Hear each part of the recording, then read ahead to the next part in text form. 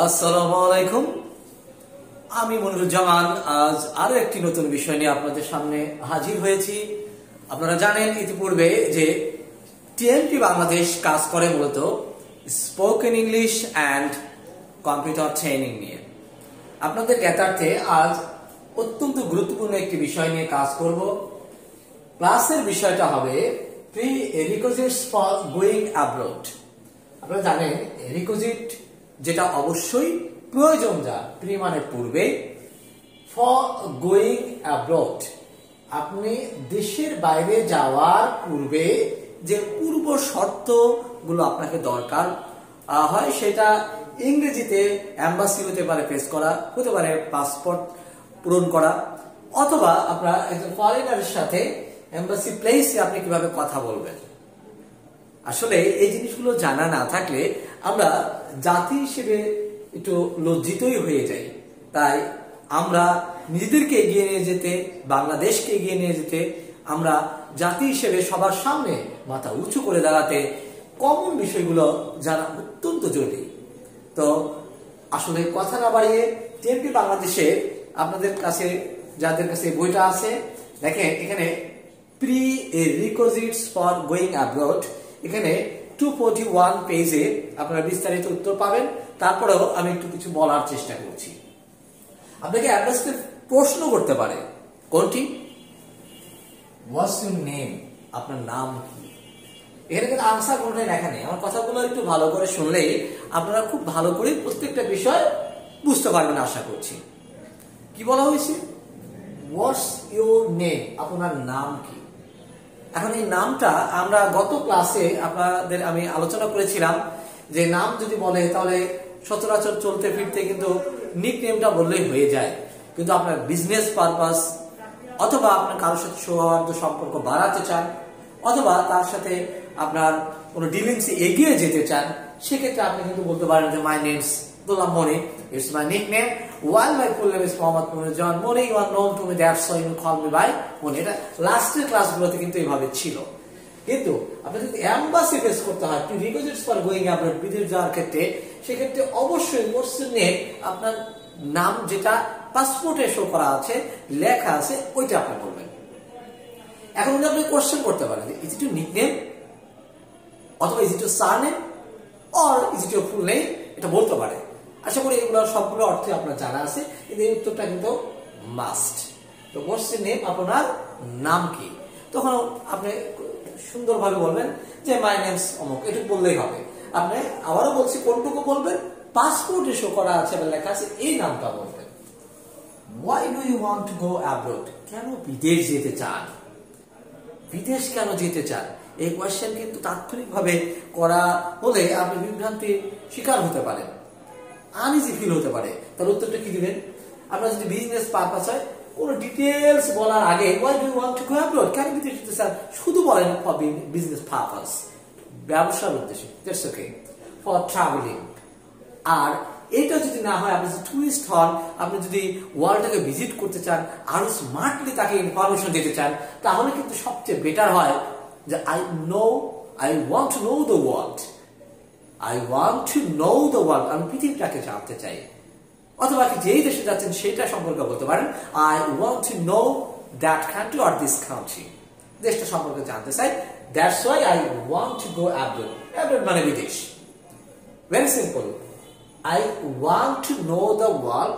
আর simply উত্তর দিতে চাইলে যদি আপনি কি বলবেন যে I want to know the world, অথবা কি সিম্পলি আবার এটাও হইতে পারে যে for business purpose। Okay, where's your ticket? আপনার টিকেট কোথায়?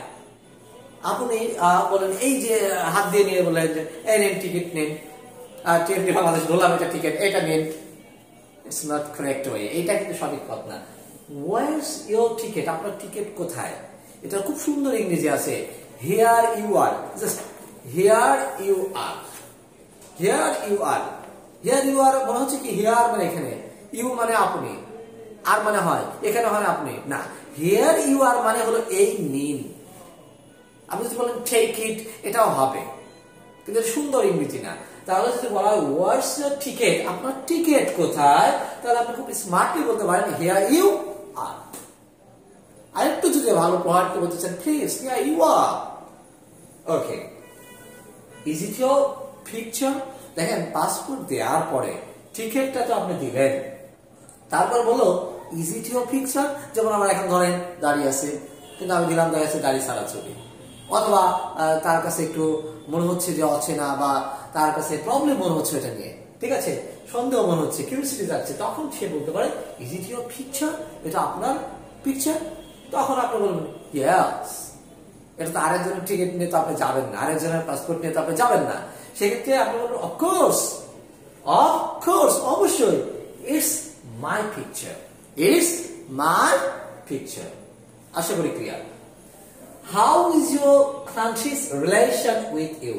দেখেন খুবই ক্রিটিক্যাল কোয়েশ্চেন। আপনার সাথে আপনার দেশের সম্পর্ক কেমন? ইনডিরেক্ট আপনাকে জিজ্ঞাসা করতেছে যে আপনি কোন ক্রিমিনালিজমের সাথে জড়িত আছেন কিনা, অথবা আপনার নামে কোনো মামলা মোকদ্দমা আছে কিনা, অথবা কোনো কাজে থেকে আপনি বাঁচার জন্য পালিয়ে যাচ্ছেন কিনা, এমন হতে পারে। কিন্তু এই জন্য ওনার টেকনিক্যাল কোয়েশ্চেন করছে, how is your country's relation with you? আপনার সাথে আপনার দেশের সম্পর্ক কেমন? তাহলে কিন্তু এটা খুব সিম্পলি বলা যায়, oh it's very good, oh it's very good, oh it's very good relation with me, with me. হ্যাঁ, আমার দেশের সাথে খুবই সৌহার্দ্য সুন্দর সম্পর্ক। এই 5টি কোয়েশ্চেনে কিন্তু আপনাকে ওইখান থেকে কোনো মেম্বার কোয়েশ্চেন করবে অথবা এম্বাসি থেকে কোয়েশ্চেন করবে, আনসার গুলো আপনাকে দিতে হবে। একটা সাইড বললাম, এখন চলে আসেন পরবর্তীতে আপনারও তো কিছু প্রশ্ন করা লাগতে পারে, জানার প্রয়োজন হতে পারে, তাহলে আপনি কিভাবে বলবেন? এখন কি আপনি বলবেন যে আনসার মি, আমাকে উত্তর দেন, এভাবে বলতে হবে না। তাহলে কিভাবে বলতে হবে ভাইজান? Could you please help me? শুধু বললেও তো হতে পারে হেল্প মি, আমাকে সাহায্য করুন, এটা সুন্দর ইংরেজি না। আবার বলতে পারেন কুড ইউ হেল্প মি, এটাও হতে পারে। বাট পোলাইটলি তাকে আস্ক করতে চাইলে অবশ্যই তাকে বলবেন could you please help me, আমাকে একটু সহযোগিতা সাহায্য করবেন। তখন এই কুড ইউ প্লিজ ব্যবহার কারণে উনি বলবেন অফকোর্স, হোয়াই নট। তখন আপনি বলবেন is the flight delayed today? আজকে কি ফ্লাইট দেরি হবে? আজকে কি ফ্লাইট দেরি হবে? উনি বলতে পারেন নট, আজকে কোনো ফ্লাইট দেরি হবে না, ইটস নট ডিলেড টুডে।